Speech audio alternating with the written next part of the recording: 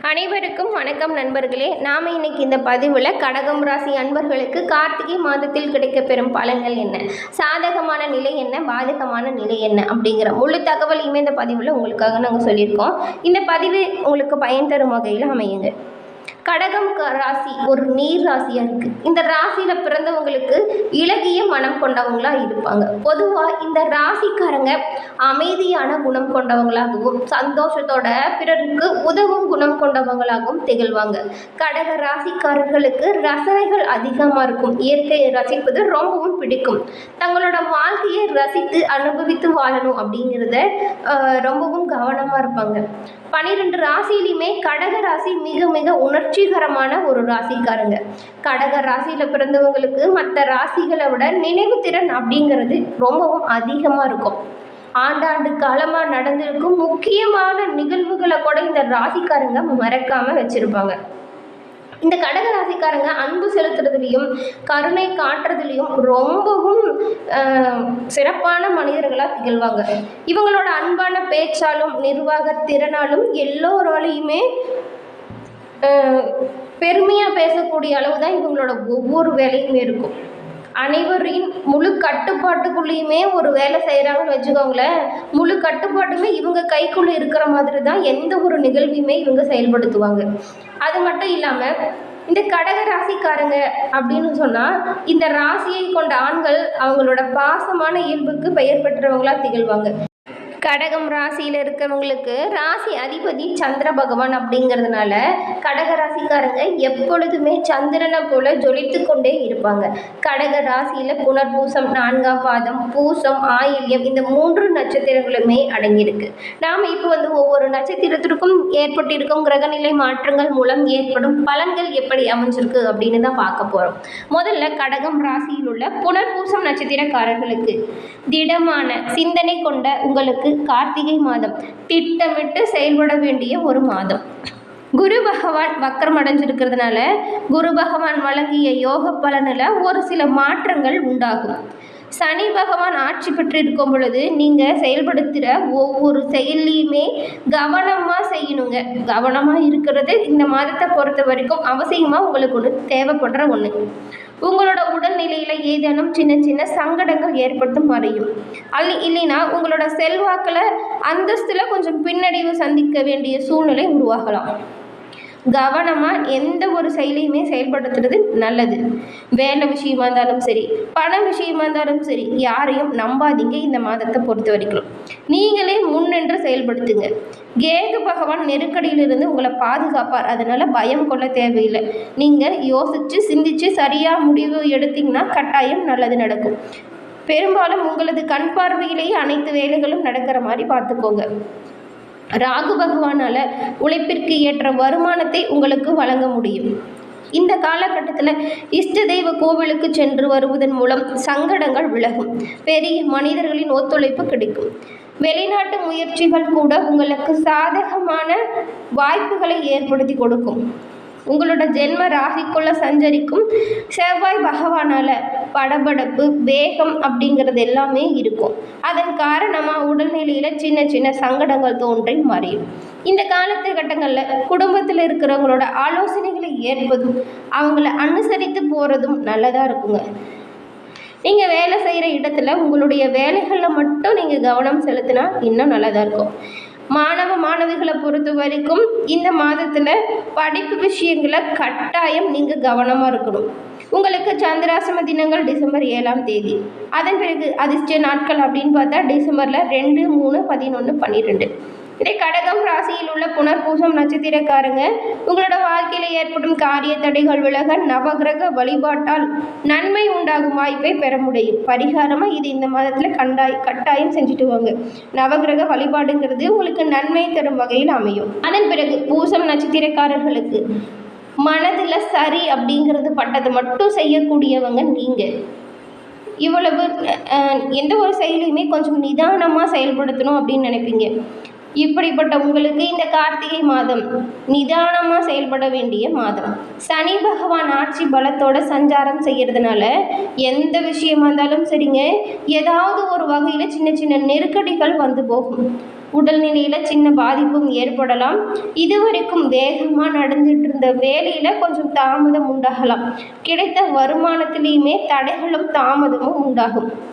வீண் பிரச்சனைகள் உங்களை தேடி வரும். வீண் வாக்குவாதம் மேற்கொள்றதை விடுங்க. மற்றவங்களை பற்றி புறம் பேசுகிறத கட்டாயம் நீங்கள் விடணும். வாகன பயணத்தில் நிதானம் காப்பது நல்லது. இயந்திர பணியில் செயல்படுறவங்க கவனமாக செயல்படணும். மேல் அதிகாரிகளை அனுசரித்து போகிறது இந்த மாதத்தை பொறுத்த வரைக்கும் நெருக்கடிகளை நீங்க செய்யும்.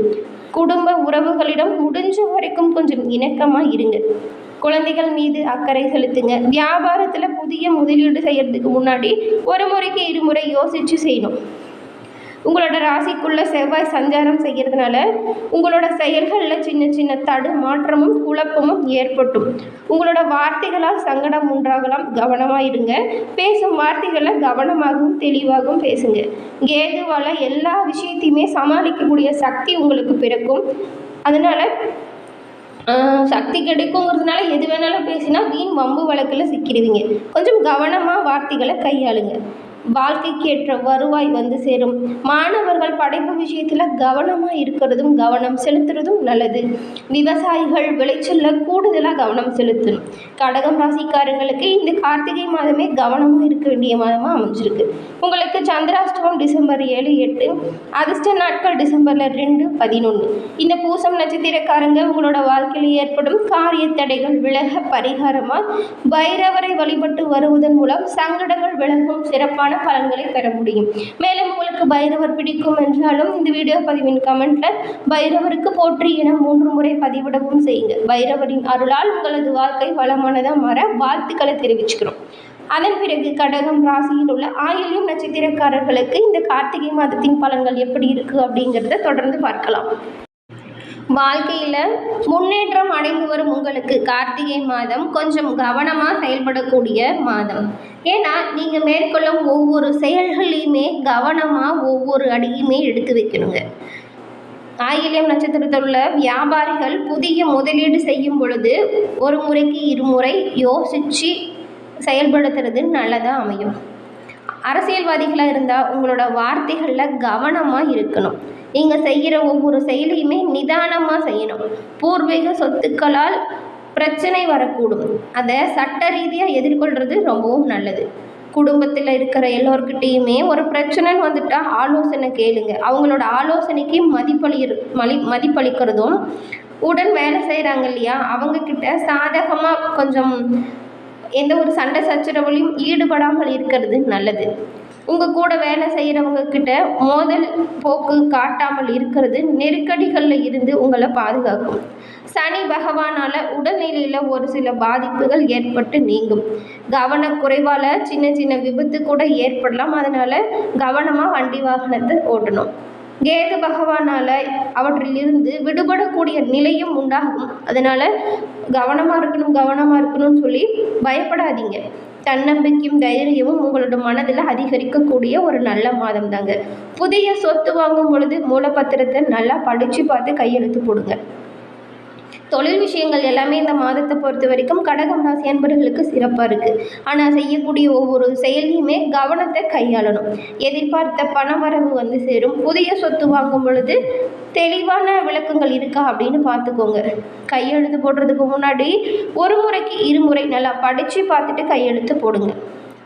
அரசு வழியில் நீங்கள் மேற்கொள்ளும் முயற்சிகள் சாதகமாக இருக்கும்.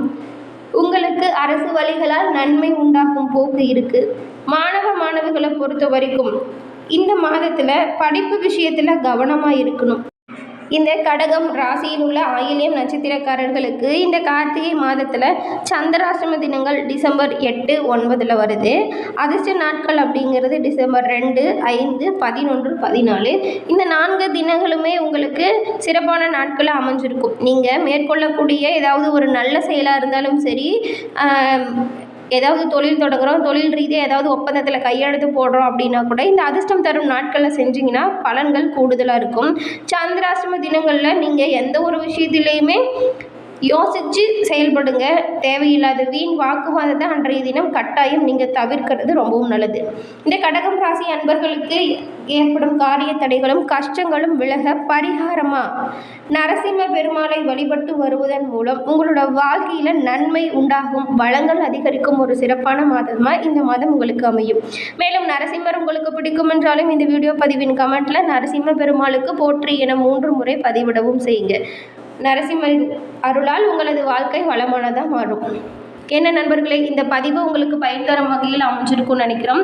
பதிவு பிடிச்சிருந்தால் லைக் பண்ணுங்கள், ஷேர் பண்ணுங்கள். நீங்கள் ஃபஸ்ட் டைம் பார்க்குறவங்களா இருந்தால் சப்ஸ்கிரைப் பண்ணி வச்சு கூட வர பெல் ஐகானை கிளிக் பண்ணுங்கள். நன்றி, வணக்கம்.